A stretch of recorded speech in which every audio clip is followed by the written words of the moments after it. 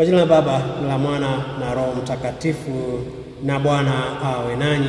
Leo ndugu zangu, tunaadhimisha Dominika ya 17 ya mwaka wa Kanisa, na masomo yetu ya leo yanazungumzia kuhusu dhamana ya maisha yetu. Inazungumzia kuhusu utajiri ambao huwezi linganishwa na utajiri wowote, ufalme wa mbinguni, uhusiano mwema wetu na Mungu.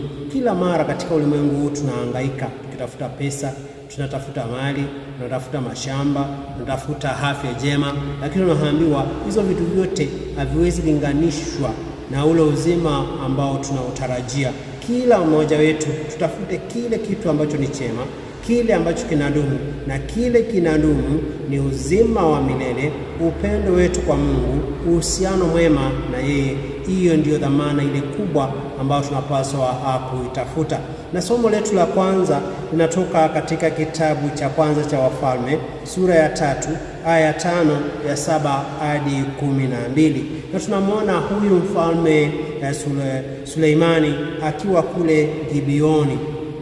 Mungu anamtokea, alafu akiwa pale anamwambia angependa kuomba nini, na yeye akawaza, akaona kwamba kile ambacho angetamani kukipata na kukiomba ni kuweza kuwa na busara ya kuweza kuongoza wana wa Israeli, kuweza kuongoza taifa la wana wa Israeli waweze kujua mema na mabaya, na hivyo aweze kuwa mfalme mzuri. Na tunaambiwa kwamba baada ya haya Mungu aliweza kumwongezea fahari, akamwongezea mali, na akaweza kumwongezea maisha marefu, kwa sababu Mungu alipendezwa jinsi alivyoomba. Hakuomba pesa, hakuomba nguvu, hakuomba aweze kuwa na askari wengi, hakuomba mali katika familia yake, lakini aliomba busara ya kuweza kuongoza wana wa Israeli kujua mema na mabaya, waweze kumjua Mungu na waweze kukaa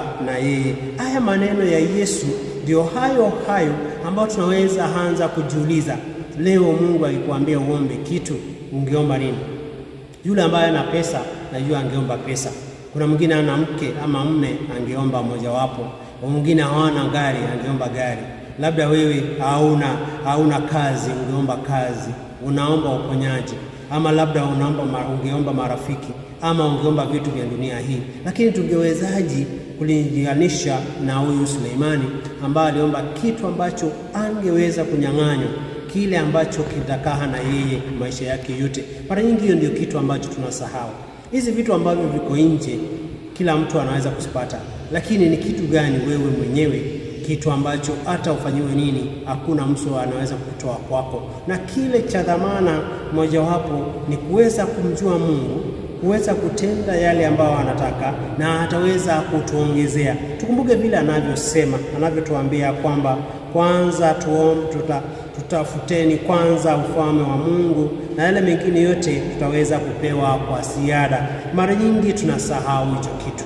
Tunasahau kuomba kukaa karibu na Mungu, tunasahau kuomba msamaha wa dhambi zetu, tunasahau kuomba urafiki na Mungu, tunasahau Mungu atupatie hekima, atupatie akili. Tunaanza kuangalia nazo za dunia. Kumbuka haya yote yataisha, lakini wakati ambao unamrudia Mungu, utamrudia na kitu gani ambacho kitakuwa cha dhamana, ambacho mtu hawezi kukitoa kwako? Gari inaweza chukuliwa, mke wako anaweza chukuliwa, mzee wako anaweza chukuliwa, hata watoto wako wanaweza chukuliwa, pesa zinaweza chukuliwa, ama mali yako inaweza chukuliwa, lakini wewe uhusiano wako na Mungu hakuna yeyote ataweza kuchukua. Hata yule ibilisi atajaribu kunyakua, lakini hataweza.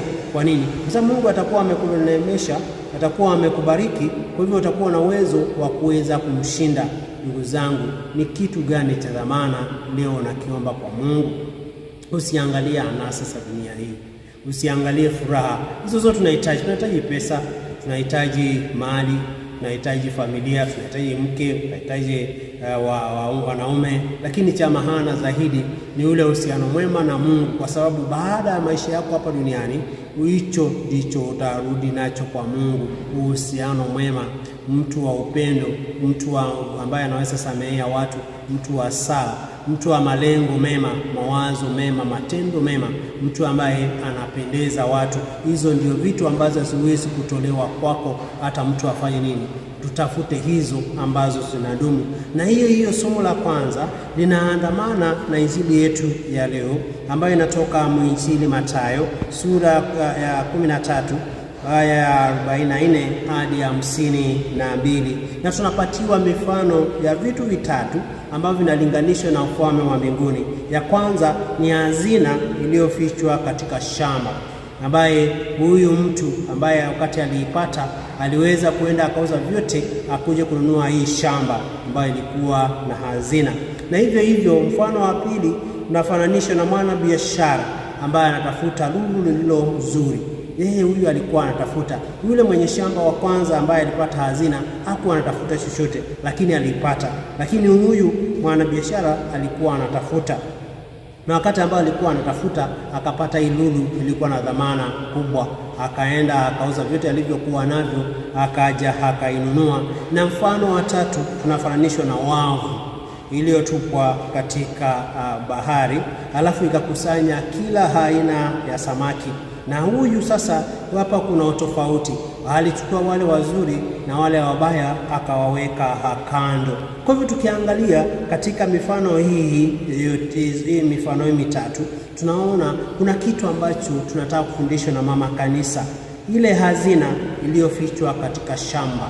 Mara nyingi tunaweza kuwa tunatembea, mara nyingi tunaweza kuwa katika mazungumzo, mara nyingi unaweza kuwa katika sala, lakini wakati ambao unasali unanguzwa, unanehemeshwa, alafu unabadilisha mawazo yako kwa sababu kuna kitu cha dhamana ambacho unakiona ama umekipata pale. Lakini wakati ambao umekundua ya kwamba kanisani ndio kuna neema, uhusiano mwema ndio unakujenga, fadhila za Mungu ndio zinakunehemesha, unafanyaje katika maisha yako? Unaacha yale mabaya ama unachanganya haya mabaya na yale mazuri? Unaweza kusema kwamba umeacha vyote ndio uweze kupata upate huo ufalme ama upate hizo fadhila. Hiyo ndio hiyo ambao tunaambiwa katika kumtafuta Yesu Kristo.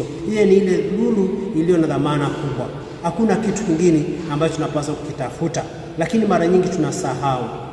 Baada ya kumpata huyu Yesu tunamsahau kama ndiye ya dhamana, alafu unaanza kutafuta vitu vingine.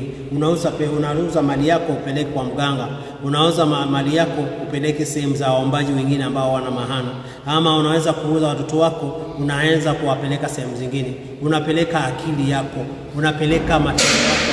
Kwa hivyo wakati ambao tunafanya hayo yote, inamaanisha kwamba mwelekeo tumekosa katika maisha yetu.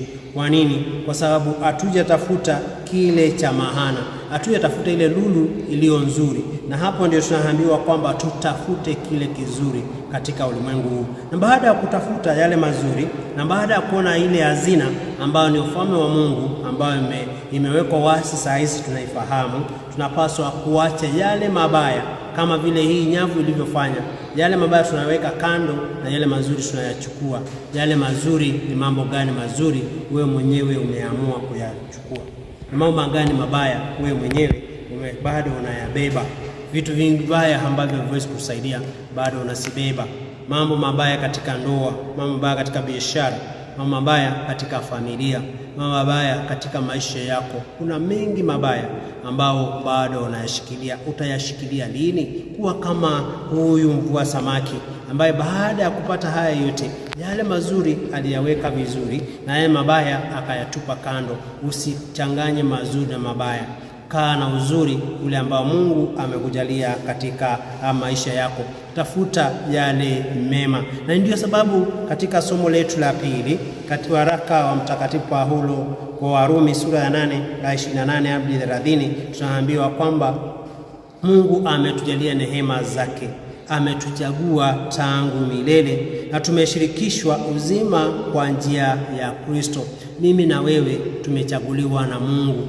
Yeye amemwaga damu yake pale msalabani ili Yesu aweze kutuokoa. Basi sisi ni watu wa dhamana kubwa. Basi kama sisi ni watu wa dhamana kubwa, tuchukue yale ambao ni mazuri, tuache yale ambayo hayana maana, tuache zile vitu vidogo vidogo ambazo mara nyingi tunadhania zitatupatia raha ama ni sawa muhimu, vitu kama pombe, vitu vidogo vidogo, anasa hapa duniani, kutembea tembea ambapo hakuna lengo, maisha ambayo hawezi jenga familia yako, mahusiano ambayo hawezi boresha ndoa yako. Haya ni madogo madogo ambayo ni ya hapa duniani.